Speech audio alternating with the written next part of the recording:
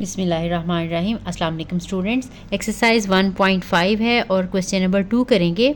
Question number 2 की statement है, express the following complex number in polar form. हमें Cartesian form में दिए हुए हैं, हमने इसको पोलर फॉर्म में कन्वर्ट करना है। Let z is equal to 4 + 3 iota. तो इसमें जो x है वो फर्स्ट इसका रियल पार्ट होता है जो कि 4 है, और y जो है वो 3 है।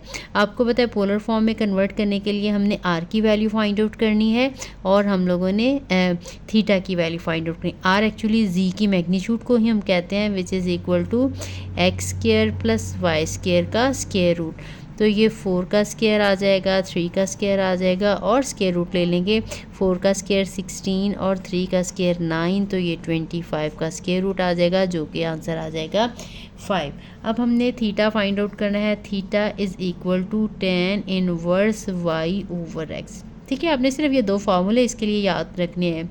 एक तो r की वैल्यू जो कि z मैग्नीट्यूड के इक्वल है, और एक थीटा की वैल्यू जो कि tan इनवर्स y/x है। तो जस्ट वैल्यू इसमें पुट करेंगे तो ये आ जाएगी 3/4। अब हमने 3 को 4 के साथ डिवाइड करना है, फिर हमने कैलकुलेटर के साथ tan इनवर्स की वैल्यू फाइंड आउट करनी है। तो वो tan इनवर्स की जब वैल्यू निकालेंगे तो वो आ जाएगी 36.87, ये डिग्रीज में है। ठीक, तो अब हम z को लिख लेंगे पोलर फॉर्म में, जो कि होती है r cos of theta plus iota sine of theta. Open करके भी ब्रैकेट लिख सकते हैं, फिर r दोनों के साथ लगेगा। अब यहाँ पे r की वैल्यू हमने 5 जो है फाइंड आउट की थी, तो 5 लगा लेंगे। r को अपने पॉजिटिव लिखना है, ठीक है, इसकी मैग्नीट्यूड है। इसके बाद आ जाएगा cos of 36.87 plus iota sine of 36.87। ठीक है, यही हमारा रिक्वायर्ड आंसर है। तो चलते हैं नेक्स्ट पार्ट की तरफ। पार्ट 2 है 1 + आयोटा। तो उसी तरह से इसको जी ले लेते हैं। Let z is equal to 1 + iota, और यहाँ पे x की वैल्यू 1 है और y की वैल्यू भी 1 है। हम r की वैल्यू फाइंड आउट करेंगे। z मैग्नीट्यूड के इक्वल होता है x² + y² का स्क्वायर रूट। तो ये 1 का स्क्वायर आ जाएगा, फिर 1 का स्क्वायर आ जाएगा और इसका स्क्वायर रूट, तो ये 1 + 1 तो आ जाएगा √2। ठीक है, इसके बाद हमने थीटा की वैल्यू फाइंड आउट करनी है। थीटा होता है tan इनवर्स y/x, तो tan इनवर्स 1/1, तो ये आ जाएगा tan इनवर्स 1।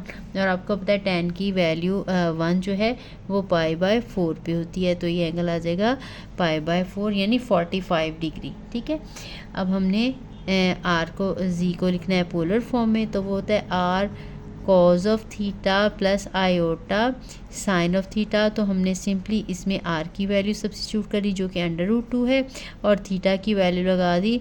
आप डिग्रीज में भी लगा सकती हैं और इसको रेडियंस में भी लगा सकती हैं। आयोटा साइन π/4 जो कि हमारा रिक्वायर्ड आंसर है। नेक्स्ट पार्ट है 1/2 प्लस √3/2। तो इसमें भी हम ले लेते हैं। Let z is equal to 1/2 plus √3/2 iota. तो यहाँ पे जो x की वैल्यू है वो 1/2 है, और जो y की वैल्यू है वो √3/2 है। तो r की वैल्यू पहले फाइंड आउट करेंगे। z की मैग्नीट्यूड के इक्वल है जो कि x² + y² का स्क्वायर रूट है। तो इसकी वैल्यू लगा देंगे 1/2 का स्क्वायर प्लस √3/2 का स्क्वायर और फिर स्क्वायर रूट। तो ये 1/4 आ जाएगा। 3 का √2 स्क्वायर कैंसिल होकर 3/4 आ जाएगा। एलसीएम लेंगे तो 3 + 1 ये आ जाएगा 4/4 का स्क्वायर रूट। ये अगेन आंसर 1 आ गया। ठीक, इसके बाद हमारे पास थीटा की वैल्यू हमें चाहिए। तो theta is equal to tan inverse y/x। तो आ जाएगा tan इनवर्स y की वैल्यू क्या है √3/2 और x की वैल्यू है 1/2। जब दो फ्रैक्शन है तो डिनोमिनेटर की डिनोमिनेटर के साथ कटिंग होती है और न्यूमरेटर की न्यूमरेटर के साथ कटिंग होती है। तो ये tan इनवर्स √3 ही आ जाएगा। आपको पता है tan की वैल्यू √3 जो है वो π/3 यानी 60 डिग्री के एंगल पे होती है। अब हमारे पास एंगल भी आ गया और z की वैल्यू भी आ गई, तो हम z को लगा लेंगे पोलर फॉर्म में, यानी r cos of theta plus iota sine of theta. तो r की वैल्यू 1 है और cos of theta cos π/3 plus iota sine π/3। ठीक है, यहाँ तक ही लिखते हैं या नेक्स्ट स्टेप में 1 के साथ मल्टीप्लाई करने से क्योंकि कोई फ़र्क नहीं पड़ेगा तो एज इट इज़ यही आ जाएगा cos pi by 3 plus iota sine pi by 3 जो कि रिक्वायर्ड आंसर है। नेक्स्ट पार्ट है -5/2 और -5√3/2 आयोटा। तो इसमें भी हम let z is equal to -5/2 -5√3/2 iota है। तो यहाँ पे जो x की वैल्यू है वो -5/2 है और जो y की वैल्यू है -5√3/2 है। ठीक, आपने अब वैल्यू फाइंड आउट करनी है r की, तो r का आंसर आ जाएगा, डायरेक्टली लिख रही हूँ x² प्लस y², इसका स्क्वायर रूट तो वो आ जाएगा -5/2 का स्क्वायर प्लस -5√3/2 का स्क्वायर और फिर आ जाएगा स्क्वायर रूट।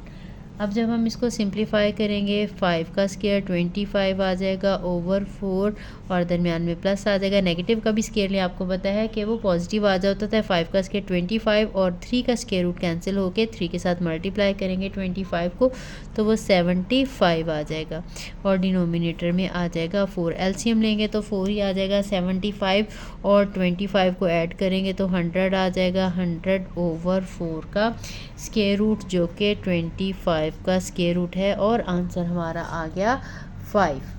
ठीक, क्योंकि सेम क्वेश्चन है, एक जैसे बहुत सिंपल से हैं, इसलिए थोड़ा मैं स्पीड में करवा रही हूँ। अगर कहीं से कोई समझ ना लगे तो वो बता दीजिएगा। अब हमने जो है आर की वैल्यू फाइंड आउट कर ली है। अब हमने थीटा की वैल्यू फाइंड आउट करनी है जो कि tan इनवर्स y/x से पता चलेगी। तो ये आ जाएगा tan इनवर्स y की वैल्यू है -5/2 और ये है -5√3/2। अब ये 2 की 2 के साथ कटिंग हो जाएगी, -5 की -5 के साथ कटिंग हो जाएगी। तो हमारे पास tan इनवर्स के साथ आ जाएगा सिंपली √3। ठीक, अब आपको पता है कि √3 जो है वो अगेन वैल्यू कहाँ पे होती है, π/3 पे। अब हमारे पास एंगल भी आ चुका है और हमारे पास r की वैल्यू भी आ गई है। तो z लिख सकते हैं, z is equal to r cos of theta plus iota sine of theta. तो r की वैल्यू जो है अभी हमने फाइंड आउट की थी जो कि 5 है, तो हम ये 5 लगा देंगे और यहाँ पे एंगल की वैल्यू आ जाएगी। सिर्फ यहाँ पे एक ये ख्याल रखना, ये दोनों नेगेटिव थे। नेगेटिव अगर हमारे पास x की वैल्यू भी नेगेटिव है, y की वैल्यू भी नेगेटिव है, तो फिर हमारा क्वाड्रेंट जो है वो थर्ड बनता है। अगर ये थर्ड क्वाड्रेंट बने तो उसमें 180 ऐड करना पड़ेगा। यहाँ पे वैल्यू है ना, तो ये आंसर जो है π/3 नहीं है exactly, actually this is π/3 plus pi. ठीक है, इनको ऐड करके लिख लेते हैं। ये मैं यहाँ से माइंड से निकल गया था क्योंकि ये वैल्यूज़ दोनों नेगेटिव थी, तो ये इनका हम एलसीएम लेंगे तो ये पाई प्लस 3π/3 यानी आंसर आ जाएगा 4π/3। ठीक, तो 5 और एंगल जो है हमारे पास आ जाएगा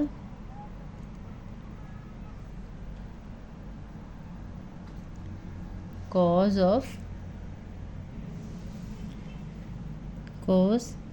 4π/3 plus iota sign 4π/3।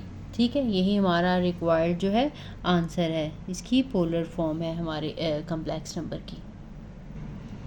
Next part है 1 माइनस आयोटा और 1 प्लस आयोटा। इसको हम z ले लेते हैं। इसको पहले सिंप्लीफाई करना पड़ेगा रैशनलाइज करके, उसके बाद हम इसको पोलर फॉर्म में कन्वर्ट करेंगे।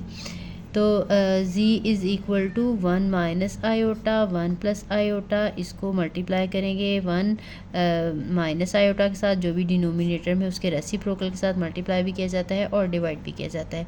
तो 1 माइनस आयोटा का स्क्वायर आ गया और 1 का स्क्वायर और माइनस लगा के अगेन आयोटा का स्क्वायर आ जाएगा। ठीक है, क्योंकि a प्लस बी और a माइनस बी वाला फार्मूला अप्लाई होगा।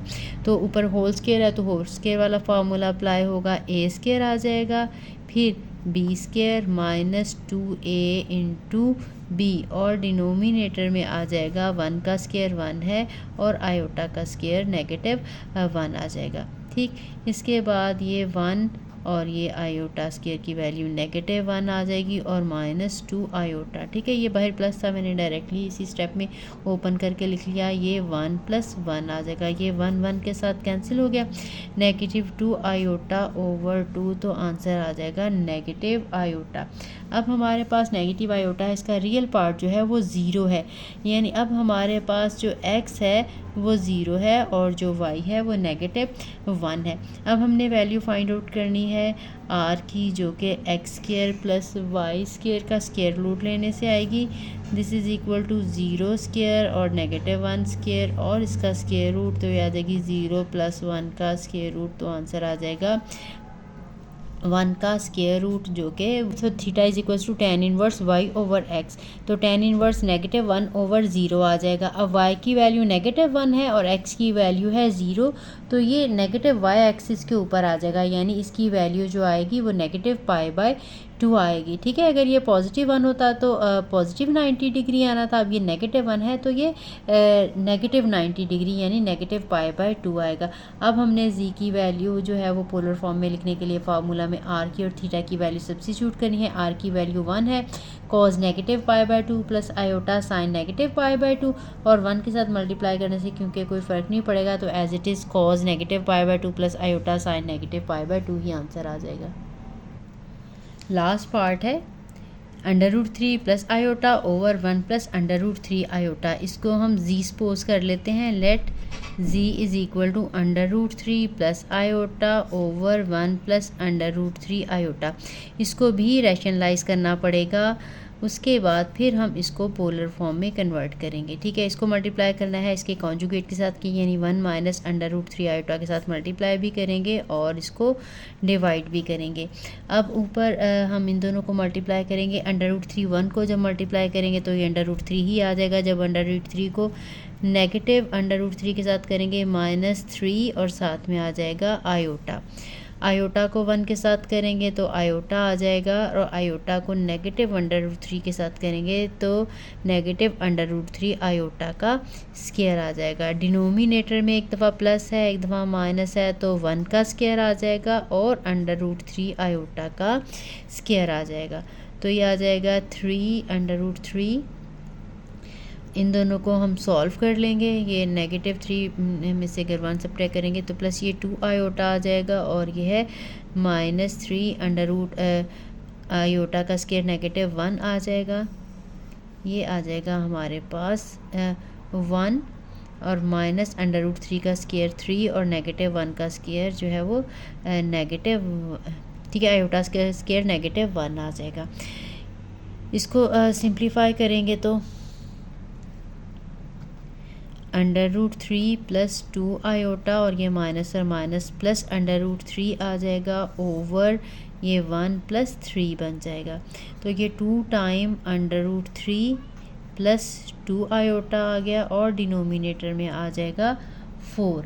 ठीक, अब हमने 4 को दोनों के साथ सेपरेटली लगा देना है। 2 √3 ओवर 4 प्लस 2 ओवर 4 आयोटा, तो ये हमारे पास जो कम्प्लेक्स नंबर है वो आ जाएगा √3 ओवर, इनकी कटिंग होगी तो ये 2 आ जाएगा और ये 1 ओवर 2 आयोटा आ जाएगा।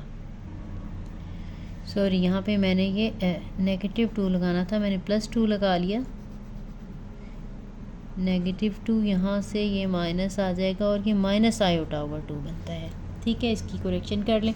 इसके बाद अब हमने वैल्यू फाइंड आउट करनी है r की और वैल्यू फाइंड आउट करनी है थीटा की। अब हमारे पास x की वैल्यू आ गई है √3 ओवर 2 और y की वैल्यू आ गई है -1 ओवर 2।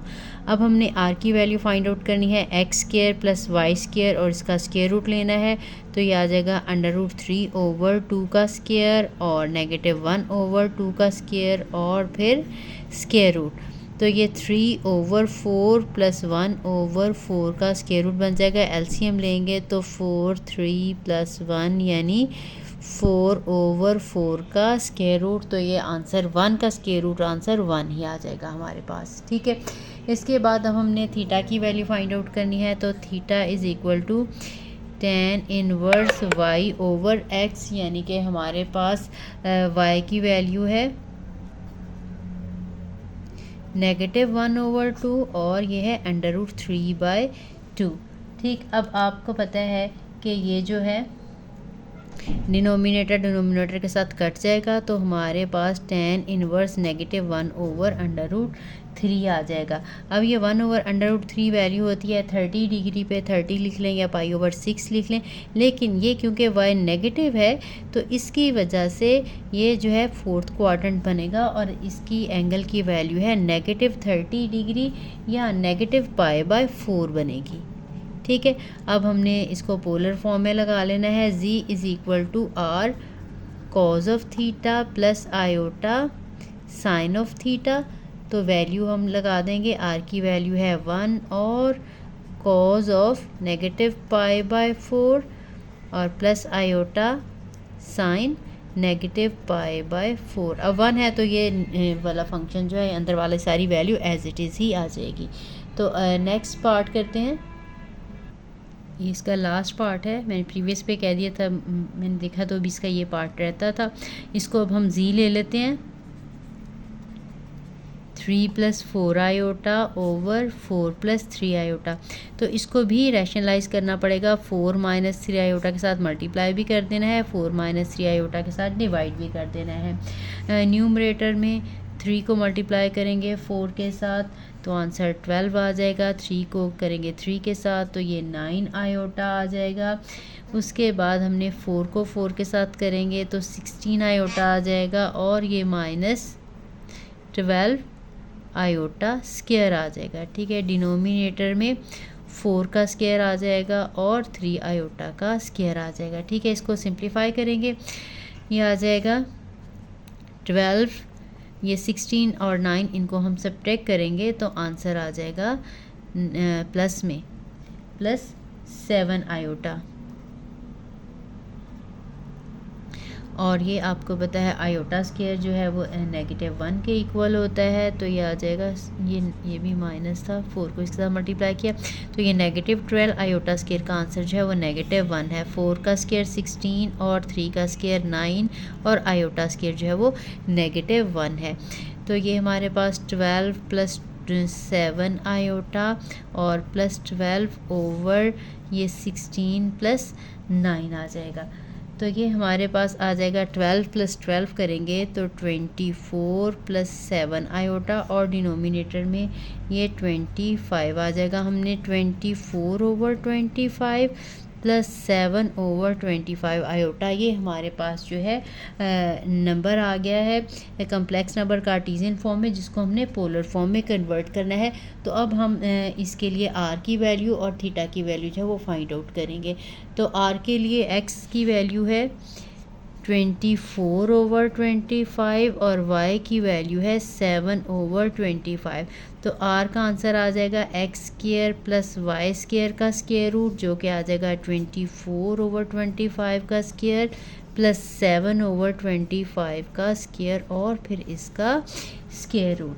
ठीक है, ये सारी वैल्यूज़ आप कैलकुलेटर के साथ कैलकुलेट कर सकते हो। तो ये आंसर आ जाएगा, इसका स्क्वायर लेंगे तो ये आ जाएगा 576 और 25 का स्क्वायर 625। ठीक, इसके बाद में 7 का स्क्वायर आपको पता है 49 होता है, अगेन 25 का 625 स्क्वायर रूट आ जाएगा।